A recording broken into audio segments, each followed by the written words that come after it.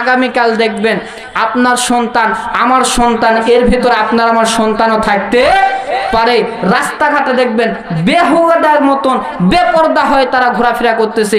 পার্কের ভিতরে দেখবেন কালকে এই নারীদের ঠেলাঠেলিতে আপনি ঘর থেকে বাইর হতে পারবেন। আরে বেহুদা কোথাকার, চোখের ভিতরে চামড়াই নাই।